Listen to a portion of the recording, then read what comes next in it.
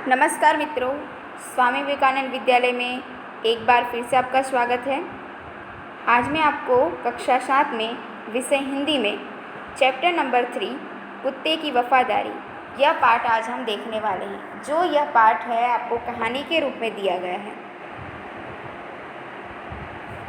वफादारी किसको कहते हैं? ये जो हमारे पाठ का नाम है, कुत्ता एक जानवर है, बराबर, पालतू पशु है आप बोल सकते हो। लेकिन वफादारी, तो वफ़ा किसको कहते हैं? वफ़ादारी किसको कहते हैं?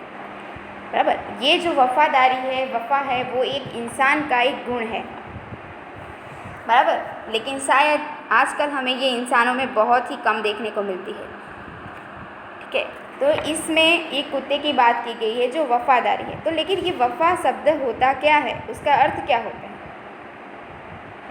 वफ़ादारी का मतलब होता है ईमानदारी, यानी कि जो हमें कार्य दिया गया है उसको पूरी ईमानदारी से करना, बराबर। बिना कोई चोरी किए, ना बिना कोई आलस किए, एक बोझ के रूप में उसको काम ना करके एक खुशी से काम करना। और वफ़ादारी इसको ही बोला जाता है कि अगर आपको जो भी काम दिया गया है, अगर आप उसमें वो करने के लिए राज़ी हो, खुशी हो, तभी वो कार्य लो। लेकिन सिर्फ किसी को दिखाने के लिए आप कार्य तो ले लेते हो करने के लिए, लेकिन फिर उसमें चोरी करते हो, काम चोरी करते हो, आलस करते हो। फिर अगर वो कार्य करने में आपको खुशी नहीं मिल रही है, फिर भी आपको ज़ोर ज़बरदस्ती से वो कार्य करना पड़ जाता है, और आप वो जब काम करते हो तो वो वफ़ादारी नहीं है। वफ़ादारी उसको कहते हैं कि जिस कार्य को करने में आपको खुशी मिलती है, बराबर, अगर आप वो कार्य करने में आपको खुशी मिलती है तो आपको वो जी जान से लगाकर आप वो काम करोगे और उसका परिणाम भी आपको अच्छा ही मिलेगा, तो उसको कहते हैं वफ़ादारी, बराबर। चलिए, तो यहाँ पर है एक ऐसे ही एक कहानी के बारे में बताया गया है, तो लेकिन ये वफ़ादारी तो इंसानों के गुण हैं, लेकिन हमने कहा कि आजकल बहुत ही कम ऐसे इंसान हमें देखने को मिलते हैं, इंसानों में ऐसे गुण बहुत ही कम देखने को मिलते हैं। लेकिन यह गुण जानवरों में भी होता है, और वफ़ादारी के लिए सर्वश्रेष्ठ और सबसे ज़्यादा जानकार जो है, सब जानते हैं उसकी वफ़ादारी के लिए, तो वो है कुत्ता। ठीक है, तो ऐसे ही कुत्ते की एक कहानी जो है हम यहाँ पर आज देखने वाले हैं। ठीक है, उसमें मैं आज आपको सिर्फ भाग 1 करवाऊँगी। ठीक है, तो उसमें जितना भी होता है वो हम देखेंगे। कुत्ता जो है वो अपनी वफ़ादारी के लिए प्रसिद्ध है, ये तो आप जानते हैं। तो इस पाठ में भी एक वफ़ादार कुत्ते की कहानी है, जो मालिक उसे प्राणों के समान प्यार करता था, उसी के हाथों उसकी मृत्यु होती है। बाद में मालिक को अपने अविवेक पर पश्चाताप भी होता है, और वह उसकी समाधि बनाकर अपनी भूल का प्रायश्चित करता है। लेकिन क्या होता है कि समय पे गलती कर दो और उसके बाद उस पर पछताओ, तो उससे हमें कुछ भी हासिल नहीं होता है। तो ऐसी भूल हमसे ना हो, ऐसी इस कहानी में हम देखने वाले हैं। ठीक है, तो यहाँ पर उसके जो लेखक हैं, यानी कि वो कहानी लिखने वाले हैं, वो कौन हैं? लल्लू भाई रबारी। लल्लू भाई रबारी जी ने यह जो कहानी है वो लिखी है। तो पहले हम यहाँ पे कहानी का जो चित्र है वो देखते हैं। ये चित्र आपको देखने पे पता चलता है कि ये शायद दृश्य राजस्थान का जैसे, क्योंकि यहाँ पे कुछ रेत दिखाई दे रही है, रेती वाले मैदान दिख रहे हैं, पूरी धूप दिख रही है, बराबर। फिर आपको ऊँट दिखाई दे रहे हैं, फिर उसमें एक कुत्ता भी नज़र आ रहा है, और ये जो रबारी का वेश धारण किए हुए एक आदमी जो दिख रहे हैं, वो कौन है, क्या है, वो तो हम कहानी में ही देखेंगे।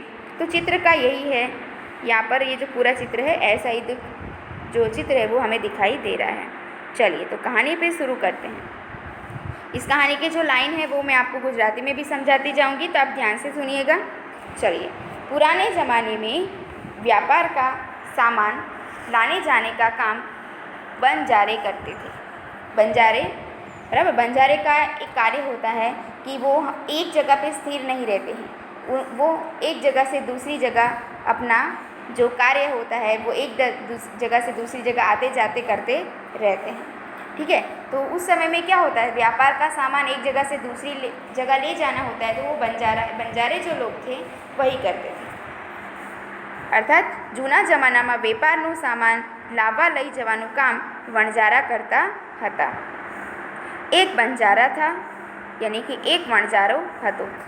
वह अपनी ऊँटों पर गांव का सामान लादकर शहरों में ले जाता था और वहाँ से मिश्री, गुड़, मसाले आदि भरकर गांव तक ले आता था। मतलब શું કરતો? જે વણજારો હતો તે પોતાના ઊંટ પર ગામડાનો માલ સામાન શહેરોમાં લઈ જતો।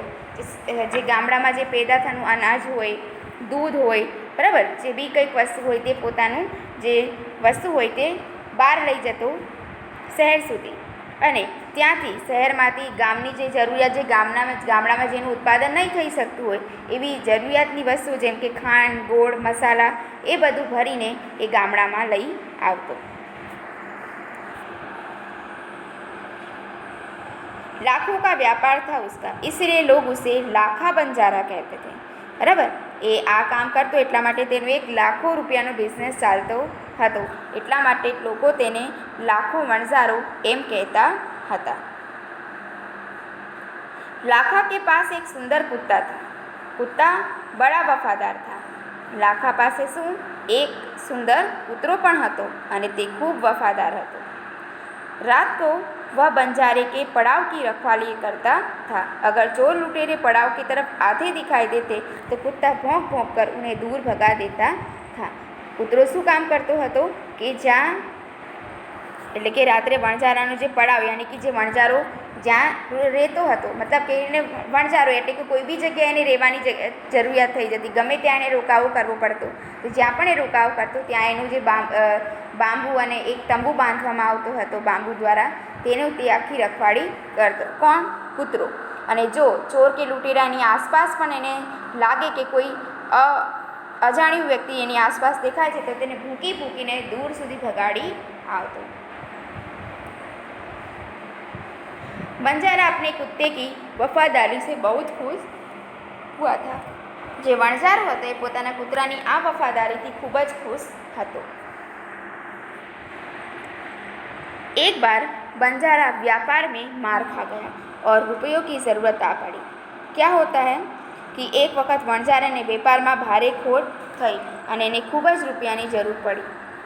वह राधनपुर के एक सेठ के पास पहुंचा। उसने अपनी बात बताई। તે શું કરે છે? એક રાધનપુર નામનું જે ગામ હોય છે ત્યાંના એક શેઠ પાસે તે જાય છે અને પોતાની બધી વાત તેમને જણાવે છે।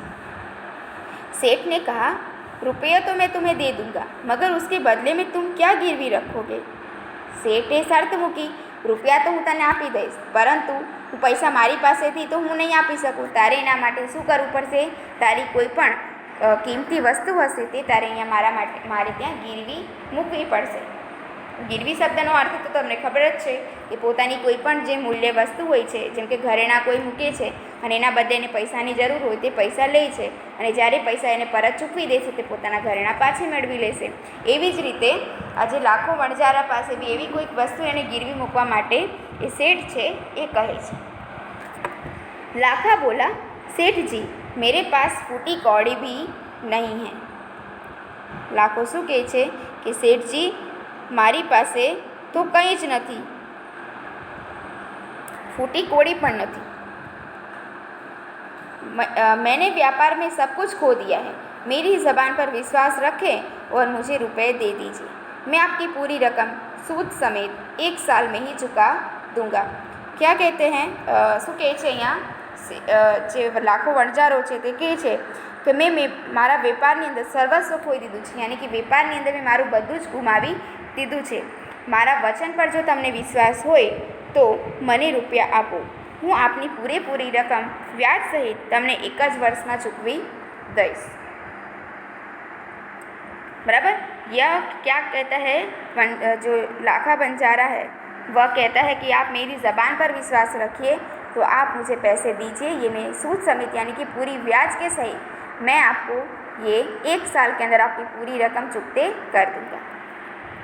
चलिए, तो आज की जो कहानी है हम यहाँ पे स्टॉप करते हैं, लेकिन आगे क्या होता है वह हम आपको भाग 2 में समझाएंगे। ठीक है बच्चों, तो आगे की कहानी के इंतज़ार में। धन्यवाद।